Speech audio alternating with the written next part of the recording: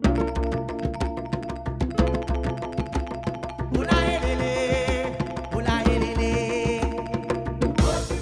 name is Steve Whitehouse, and I am the CEO of Africompassion USA, which is a nonprofit that's based here in Utah. We work with a man named Jerald Malamba, who is a native of Tanzania, and Jerald has started an NGO there, and he's been working for the last 15 years on trying to help impoverished children to get an education. He was an orphan himself, so he had a heart to help the orphans that were in this area. Their parents had been affected by an HIV/AIDS outbreak, so a lot of them lost their parents. There were 84 orphans at the time.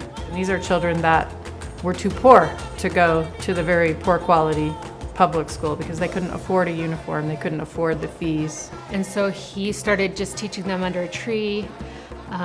He had a little bit of help with some other volunteers. So I had a lot of experience with developing schools and curriculum and teacher development and those types of things. So it was appealing to me to want to help Jerald. We went to their local public school for the first time, and as has been described, there's now like 950 students there in 10 classrooms, and you just think, how do they have any possibility of getting any type of education at all? The first time we were there, Jerald, through some miracle, he'd found a church group in Tennessee that had helped him buy a little land where he wanted to build a school. And so just in faith and hope, we took a couple of shovels, we had a photo ceremony, and we turned ground. We turned dirt. We said, this is our groundbreaking, we're gonna build a school. And this whole amazing thing happened.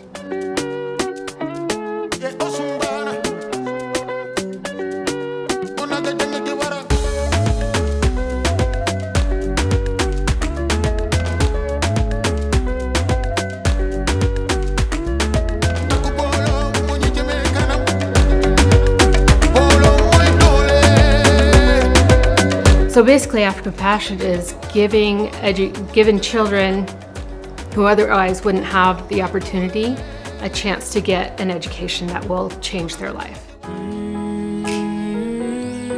Yeah, we went on a trip to Tanzania. I spent 10 days in the village of Kogaja. This was a total mind shift from anything I had ever seen.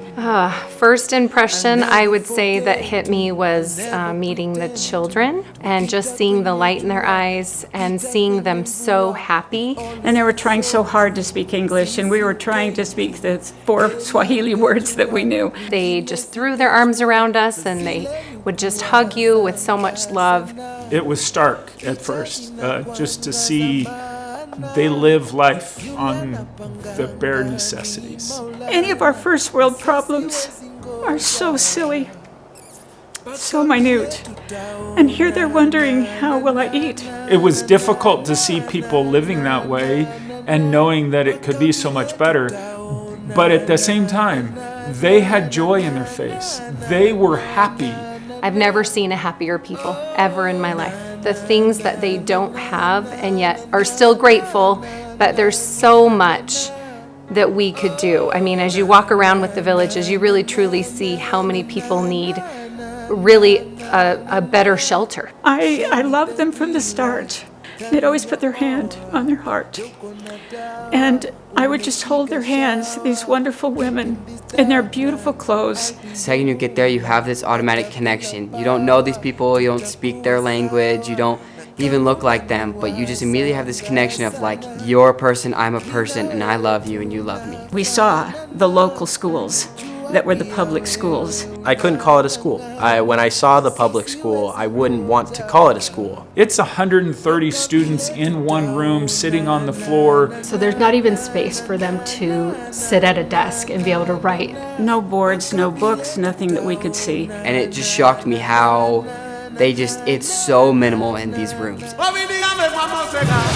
Then we go down the road a little further and pull into the Africompassion School. It was a massive difference. It stands out. It is truly unique. It's this nice white school with blue roofs, and yes, it looks good, but the school on the inside is a classroom where we're not having more than 35 students in a class. And the beautiful children, they had their uniforms on, but their smiles were everything. You're starting to see what felt like, modern schooling, modern buildings. You start to see a modern classroom which has shelvings, which has desks, has a teacher and whiteboards, but they have books, they have things to hand out. It really feels like home for them. You could tell they love to be there. Any student that is fortunate enough to be able to be there is fortunate indeed. And that's their school.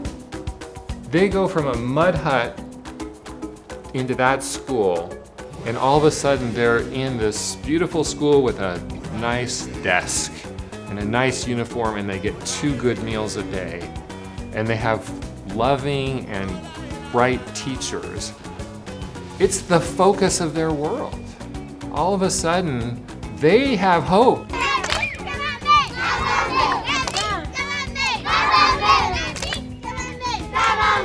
When we were still young, we could not read and write. We could not draw and color. But today, we can read and write. We take resources these teachers haven't ever dreamed of. We take programs that are very scripted, so a teacher who doesn't have a lot of professional development can pick up a teacher manual and just use that to all of a sudden give this international quality education to students who only have rudimentary resources and teachers who have rudimentary training. Education gives them an opportunity to have a new way to create an income for their family beyond the normal agrarian society that they live in. One boy that I spoke with said, "I really want to be a teacher." Another one said, "I'd like to be a doctor." Those dreams can come true if they have the right background, the right school. And Africompassion School of Hope, that is what it is. It changes an entire community from the ground up. They are changing the culture, and it's infectious to the villages around it. And it kind of made me feel a little sad for the public school, because I wanted those kids in the public school to be able to see these things and have these things that the Africompassion School had.